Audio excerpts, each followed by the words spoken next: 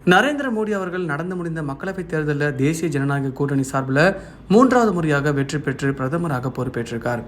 இந்திய வரலாற்று நேருவுக்கு பிறகு 2வது முறையாக இந்த சாதனையை நரேந்திர மோடி நிகழ்த்திருக்காருன்னு சொல்லலாம். பிரதமராக பார்த்தீங்கன்னா பொறுப்பேற்றுள்ள மோடி மாதம் 1.5 லட்சம் ரூபாய் சம்பளம் பெறுகிறாராம். மேலும் கூடுதல் சலுகையாக மத்திய அரசின் சிறப்பு பாதுகாப்பு குழு SPG, இலவச வீடு ஆகியவற்றை பெறுகிறார். தேசிய ஜனநாயக கூட்டணி 272 தொகுதிகளை வெற்றி பெற்றதன் மூலம் கூட்டணி முறையில் இந்த ஆட்சி நடைபெற்று வருகிறது. பிரதமராக நரேந்திர மோடியின் செயல்பாடுகள் மிகவும் முக்கியமானவை. இந்தியாவிலேயே உயர்ந்த பதவி என்றால் அது பிரதமர் பதவிதான்.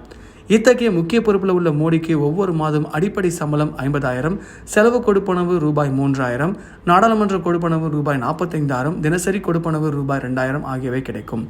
இந்த முறை தேர்தலில் போட்டியிட்ட போது தனது சொத்து விவரங்களை பகிர்ந்திருந்த மோடி அதில் தன்னிடம் 3 கோடி ரூபாய் சொத்து உள்ளதாக காண்பிச்சிருக்கார். பிரதமரிடம் ஒப்பிடும்போது ஜனாதிபதியின் மாத சம்பளம் அதிகம்.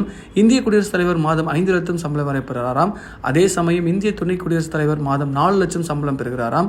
மேலும் நாடாளுமன்றத்தில் உள்ள ஒவ்வொரு எம்பிகளும் மாதம் அடிப்படை சம்பளமாக 1 லட்சம் ரூபாய் பெறுகிறார்களாம். மாத சம்பளம் மட்டுமின்றி பிரதமர் மோடி பல சலுகைகளும் அனுபவிப்பார். வீடு, பாதுகாப்பை தவிர ஏர் இந்தியா ஒன் பிரத்யேக விமானம் இருக்கு. மேலும் Mercedes Benz S650 bullet proof காரும் பயன்பாட்டில் உள்ளது. ஒருவர் இந்திய நாட்டின் பிரதமராக இருந்து ஓய்வு பெற்றாலும் அவருக்கு அடுத்த 5 ஆண்டுகளுக்கு இலவச தங்குமிடம், மின்சாரம், தண்ணீர் மற்றும் SPG பாதுகாப்பு வழங்கப்படுகிறது. மற்ற நாடுகளை ஒப்பிடும்போது சிங்கப்பூர் பிரதமர் அதிக சம்பளம் பெறுகிறார். லீ சியன் லூங்கிடம் இருந்து பொறுப்பேற்ற லாரன்ஸ் போங் ஒரு வருடத்திற்கு 18 கோடி சம்பளம் பெறுகிறாராம். அவரை தொடர்ந்து அதிக சம்பளம் வாங்கும் நபராக ஹாங்காங்கின் ஜான் லீ கா ஷியூ 2வது இடத்தில் இருக்கிறார். அவர் ஆண்டுக்கு 5.5 கோடி ரூபாய் சம்பளம் பெறுகிறாராம். சுவிட்சர்லாந்து தலைவர் ஆண்டுக்கு ரூபாய் 4.5 கோடி, அமெரிக்க அதிபர் ஜோ பைடன் ஆண்டுக்கு 3.5 கோடி சம்பளமாக பெறுகிறாராம். இந்த சம்பள பட்டியல் பார்த்தீங்கன்னா சமூக வலைதளம் பயங்கர வேலை போயிட்டு இருக்கு.